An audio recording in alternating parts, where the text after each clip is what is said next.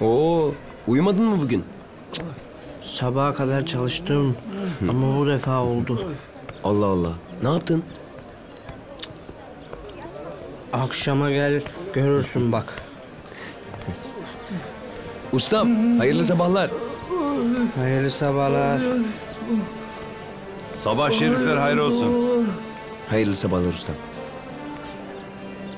Hayırdır? Gitmedin mi sen saraya daha? Dükkanı açayım da öyle gideyim dedim. Ben yokken çırak alırsın falan diye çok korkuyorum. Ben de istiyorum ama senden iyisini bulamadım bir türlü. Aman ustam, bayramın şurada ne kaldı? Hemen döneceğim. Buyur ustam.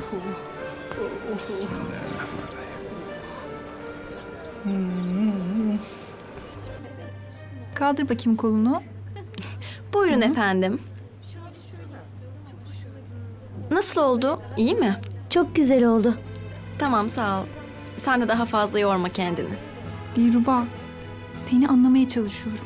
Ama artık korkmaya başladım, haberin olsun. Neden korkuyorsun? Dün yaptıkların o kadar tehlikeliydi ki. Biri görecek de başın derde girecek diye ödüm koptu. Kimse görmedi işte. Ayrıca gitmem gerekiyordu. Gerekmiyordu. Ama gittin gördün. Tamam. Artık tehlikeden uzak dur ve ne yapman gerektiğine karar ver. Canfeda, ben kararımı verdim. Ben mantıklı bir karardan bahsediyorum. Maalesef sen hala hayal alemindesin. Değilim. Ben gerçeğin tam ortasındayım. Sen göreceksin gününü. Acıttın ama.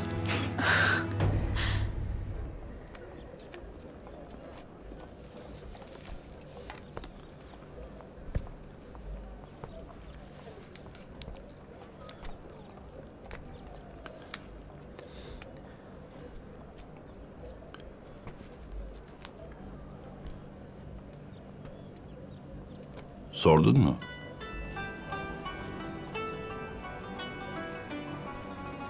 Sordum. Ne dedi?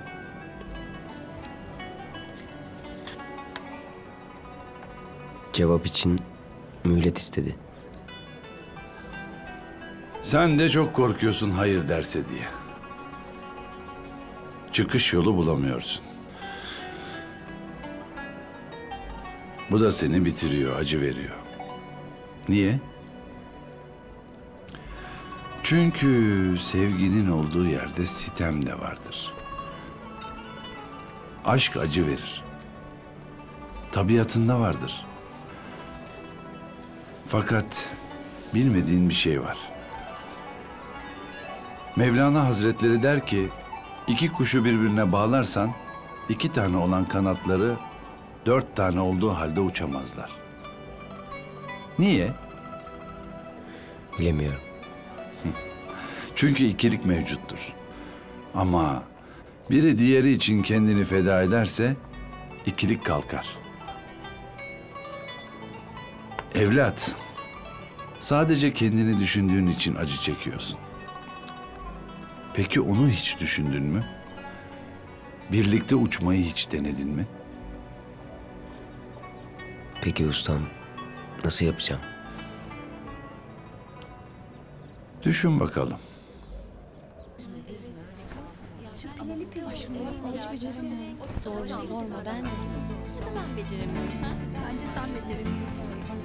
Dilruba! Buyurun anneciğim. Gel benimle.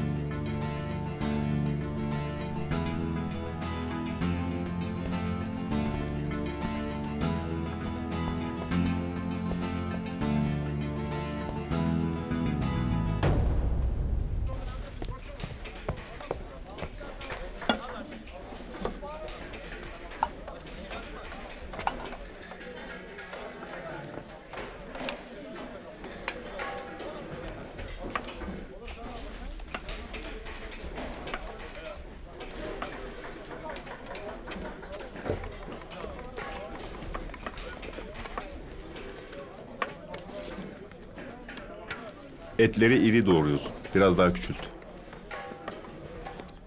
Hafif yağlı olursa daha iyi olur. Ete lezzetini veren yağdır. Tamam ustam.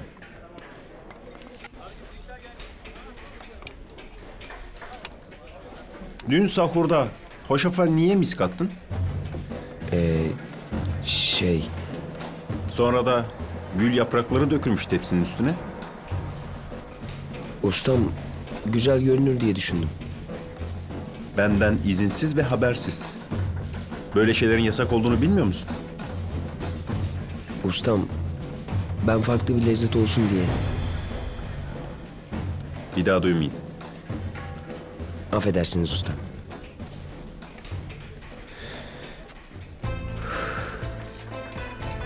Bereket versin. İyi bir düşünceydi. Ama böyle kurtulamazsın. Madem farklı bir lezzet peşindesin, bugün bir tuffahiye yap da görelim.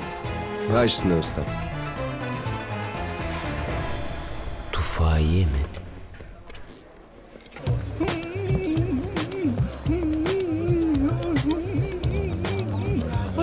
Ne? Dişin tuttu.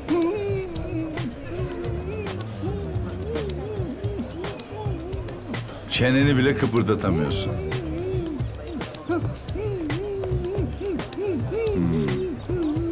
Ağrıyı kesecek bir şey istiyorsun.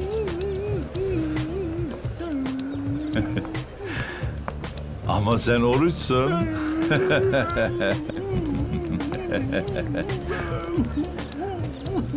Selamünaleyküm. Aleyküm selam, aleyküm selam. Selamünaleyküm. La havle. Ne yaptığını sanıyorsun sen? Yani gizli kapaklı işler çevirerek benim başımı nasıl öne eğersin? Senin bir talibin yok mu? Ona evet demedin mi sen? Evlenmen söz konusuyken bir başkasıyla gider de nasıl buluşursun? Hiç düşünmedin mi duyulursa halimiz ne olur diye? Hı. Düşünmedin tabii. Bir an olsun düşünmedin. Bizi ne kadar zor duruma düşürdüğünün farkında bile değilsin. Yazık, yazık. Çok yazık. Anneciğim, inanın ben böyle... Şşş, sus. Bir şey söyleme. Dinle. Kulaklarını aç ve beni iyi dinle. Çünkü bir daha asla tekrar etmeyeceğim. Kafanı kaldır.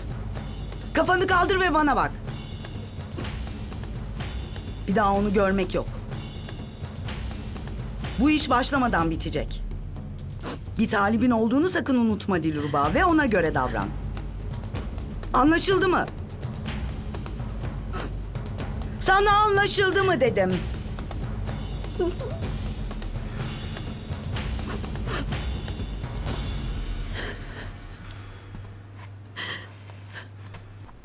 Tufahiye. Ustam tufahiye yemeği dedi ama tufahiyenin tatlısı güzel olur. Niye yemek dedi o zaman? Sen söyledin değil mi ustaya? Neyi? Dünkü misk meselesini. Ahmet, hala anlamıyor mu kardeşim? Bu çatı altında gizli saklı yoktur. Öyle olsun. Ula ha bu kadar elma lan. Ne yapacaksın? Tatlı mı? Yemek mi? Anladım. Tatlı yemek. Elmadan. Ben bu yemeği yemem. Ustam, çok sağ ol. Tövbe tövbe.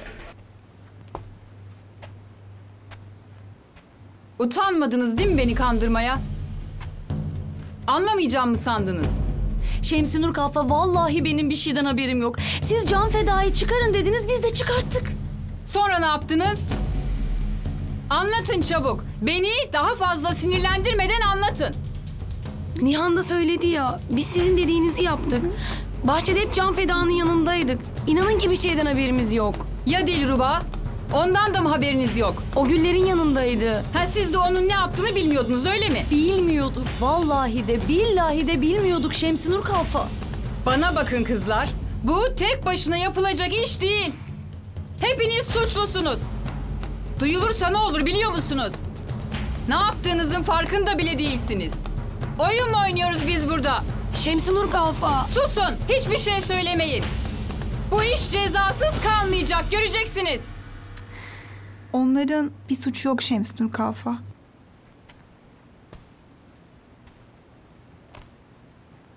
Her şeyi sadece ben biliyorum.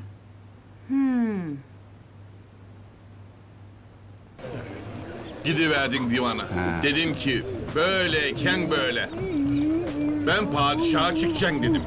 Dediler yok padişahın işi var. Dedim ben aha burada oturup beklerim. Dediler oraya git orada bekle. O zaman benim tepe bir attı. Bir zopa kaptım. Dedim bana kim oraya git derse abdestini alsın öyle desin. Hey! İşte o zaman biri soru verdi. Arzu halin var mı diye. Dedim var. Aldılar, baktılar. Sen bekle biz bir bakalım dediler. Ben kapıda bekleyiyordum. 2'ye yakın gel dediler. Bunu verdiler. Demek nihayetinde kurtardın hükmü Hümayun'u. Bak. İnci gibi döktürmüş padişahımız efendimiz. Kendi yazmış ha. Demiş ki kimse onların yaylasına giymesin. Avşarlar da kendi yaylasından çıkmasınlar demiş. Bu niye sızlanıp duru? Sorma. Ali ustamı yine dişi tuttu. Çekiveremden bir yol gel bir bakayım aç bakayım ağzını. Dur be mübarek. Dur tutmayın. Gel be. Bak şeydim. Allah Allah. Biz yaylada böyle oldu muydu tuttu mu koparıveriyoruz.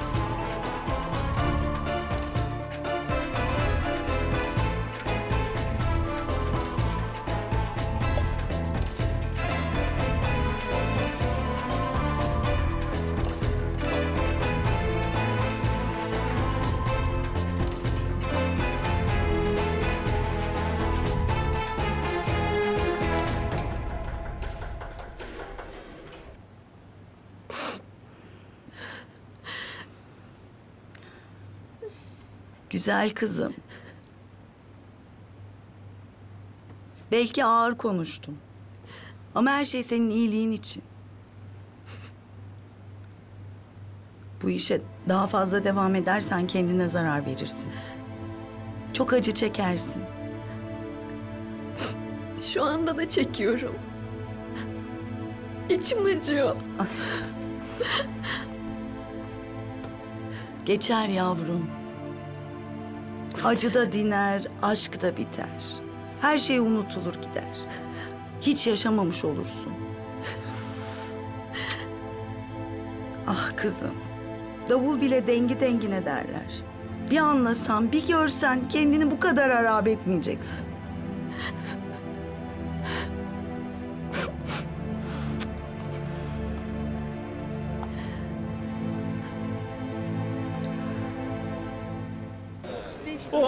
Yavaş usta. Ne oldu Ali Efendi? Ya Ali Efendi, bari sen şu dişime bir çare bul. İhsan Efendi'ye gitmedin mi? O verseydi bir şeyler.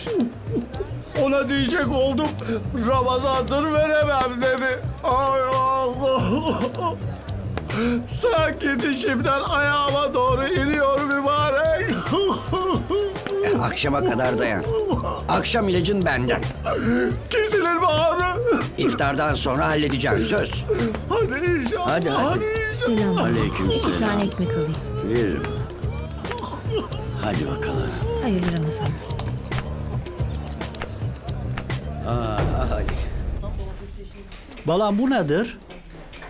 Tufaiye. Tufaiye? Başka ismi yoktur. Yok. Niye alma dolması demirsiz? Meğer Türkiye danışmırsaz?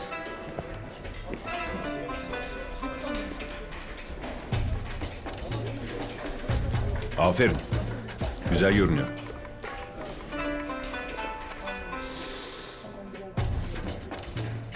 Bu da benden olsun. Sağ olun usta. Evladım, bak böyle gayretli olduğunda güzel şeyler yapabiliyorsun. Ama bazen aklın başka yerde sanki. Kendini işine veremiyorsun. İstidadını harap etme. Bağışlayın ustam. Hadi bakalım. Kolay gelsin.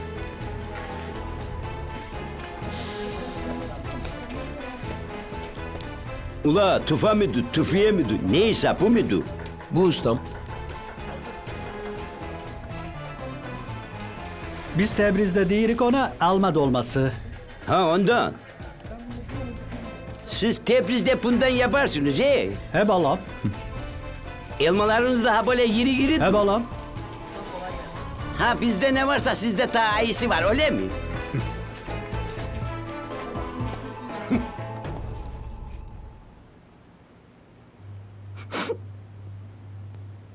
Ne yapacağım ben şimdi? Her şeyden önce üzülmeyeceksin. Şu haline bak. Kendini heba ettin. Elimde değil ki.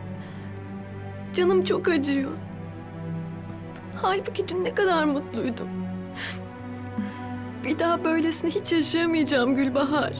Şu anda acı çektiğin için böyle konuşuyorsun. Hem daha bir şey yaşamadın ki. Bak bana. Belki de hayırlısı budur. Ve gelecekte seni harika bir hayat bekliyordur. Hiç sanmıyorum.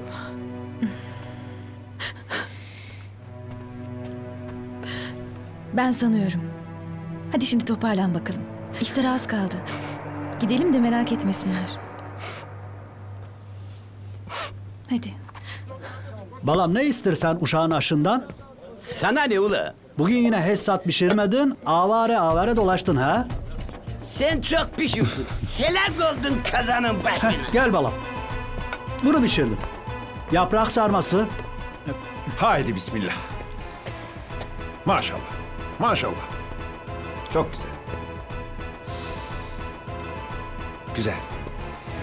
Güzel. Maşallah. Ağalar, ustalar, ellerinize sağlık. Herkes rızkını yermiş. Haydi. Tez ol balam, tez ol. Hadi oğlum, Tez hadi ol, sallanma, hadi. Tez ol.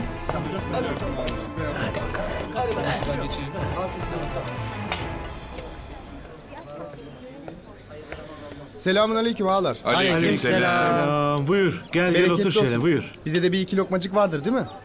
Bu Halil İbrahim sofrasıdır ustam. Yedikçe artık. Allahu Ekber, Allahu Ekber. Hadi bakalım afiyet olsun. Allahu Ekber, Allahu Ekber. Eşhedü en la ilahe illallah. Eşhedü en la ilahe illallah.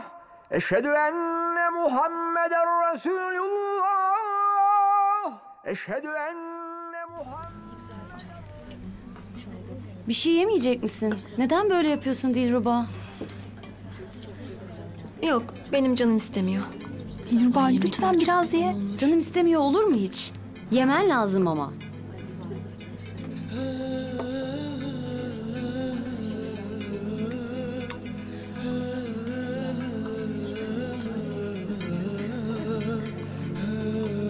Allah kabul etsin. Amin. Allah kabul etsin inşallah.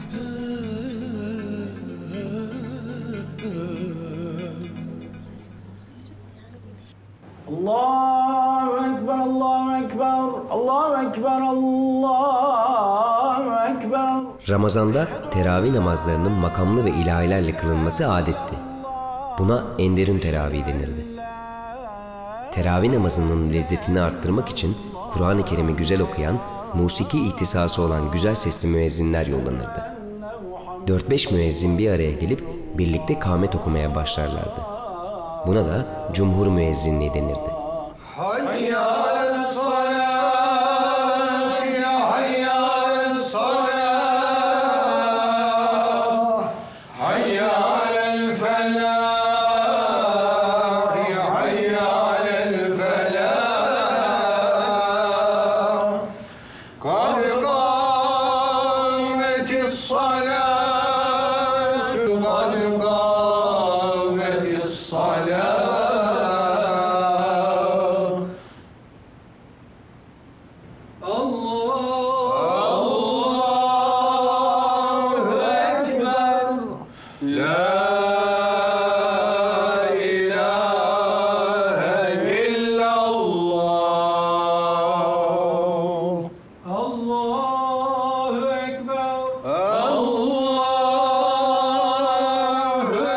Yatsı namazında belirli bir beste takip edilmezdi. Ama teravih namazı başlayınca her 4 rekatta bir makama göre ilahiler yükselirdi. İmam efendi de her ilahinin söylendiği makamda okumaya devam ederdi. Böylece teravih namazı gönüllerin ilahi sevgiyle dolduğu bir coşkuya dönüşürdü. Lekel hamd. Esselamu aleyküm. Esselamu aleyküm ve rahmetullah. Esselamu aleyküm ve Esselamu aleyküm ve rahmetullah. Ya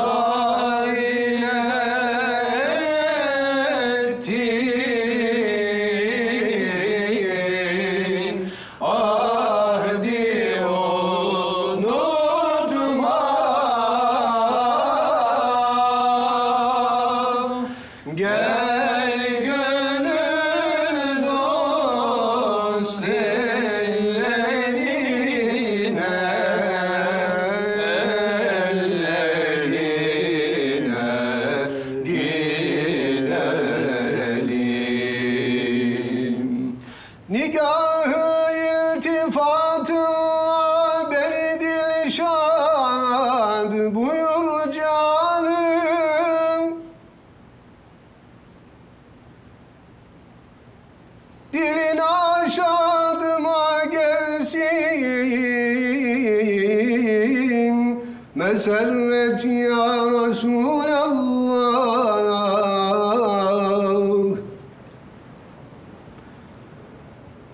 Tulu-i mihri didâd çeşmim intizar eyler. Kerem ey şems-i iklimi hidayet ya Resulallah.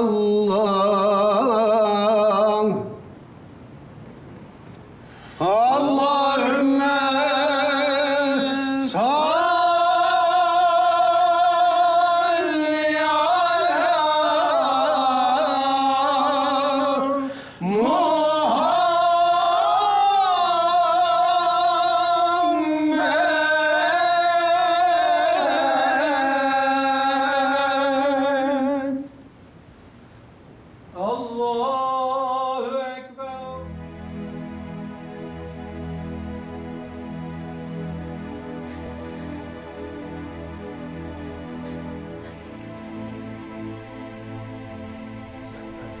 Böyle fermanı yazıvermişti padişah. Buyurun. Afiyet olsun. Mis gibi de kokuyor. Buyurun. Buyurun. Eyvallah. Yörük. Ne deyip durun? Bizim Ali var ya, hani sabahleyin dişi tuttuydu. Sana diyememiş. Sen gittikten sonra ağrısı pek arttı. Ya. Acaba dedi, iftardan sonra Yörük benim dişimi çeker mi? Çekmem mi be? Yaylada az mı keçilerinkini kopartıverdim? Ederin tabii. Al bakalım. O ne? Ver bakayım şunu. Şuna baksana şuna. Koparı vallahi koparı. Bunlar da benden. Biraz geç oldu ama. Yine mi güllü? Hayır. Bu benden. Ha, ver bakayım. Safranlı bu. Çok güzel olmuş. Ustanın maşallahı var. Ne ustası ya? Ben yaptım bunu. Gece gündüz çalıştım vallahi. Bak şuna. Hadi oradan. Tımarsız sipahi seni. Selamünaleyküm. Aleykümselam. Aleykümselam. Selamünaleyküm. Akşam şerifler hayır olsun. Aleykümselam. Oo, kahveler de gelmiş. Eyvallah. Eyvallah. İhsan amca, İhsan amca. Tamam, Ali amca, geliyor. İhsan amca. Ali amca. Ver bakalım. Mirim, bu defa safranlı lokum lütfetmişsiniz. Bizim Kerem'in işi bu.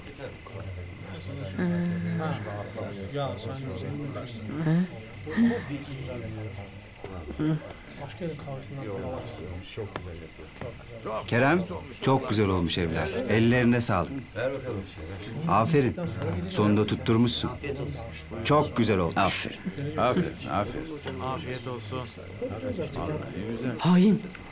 Niye söylemedin olmuş diye? Çok güzel. Ruhumuzu da teslim ettik değil mi burada? Azizim. Vallahi böyle lezzet görmedim azizim. Ya Ali Efendi, senin sabahtan beri dişin ağrımıyor muydu? Vallahi azizim. Ay ay. Ne kadar gülsem de ağlasam da ağrısı. Şunu tutuverin bakayım bir o. Dur bakalım şöyle bir. Aç bakayım senin ağzını aç bir. Aç. Dur.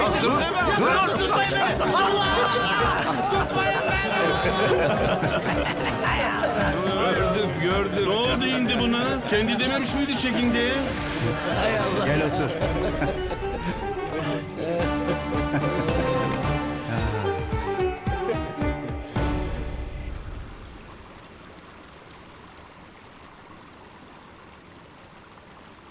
Vay be. Geçen gün dükkana geldi hani. Evet. Demek o küçük kız öyle büyümüş ha. Öyle. Paşa konağında duyduğumuz paşanın oğluyla evlendirilecek denilen bu değil mi? Sormadım ki onu. Ya nasıl sormazsın ya? Önce bunu sormalıydın. Ya seni sevmiyorsa? Ya paşanın oğluyla evlenecekse? Bunu nasıl sormazsın ya? Aklıma gelmedi ki. Ne sordun peki? Hiç. Hiç mi? Vallahi hiç. O zaman nereden biliyorsun seni sevdiğini? Biliyorum. Eminim. Ne olacak o zaman? İşte onu bilmiyorum. Bekliyorum. Ahmet kızı seviyor. Paşanın oğlu kızı istiyor. Kız Ahmet'i herhalde seviyor. Paşanın konakları, hizmetkarları, altınları, paraları var. Ahmet'in, onun bir şeyi yok. Fukaranın teki. Bu durumda ben kız olsam... İstanbul kadısı bile bu işin içinden çıkamaz be. Paşa illa bu kız derse ne yapacağız? Paşanın oğlunu bertaraf etmenin yolu padişah. Niye? Deveden büyük fil var. Padişah? Ya. Tabii ya. Padişah. Padişah.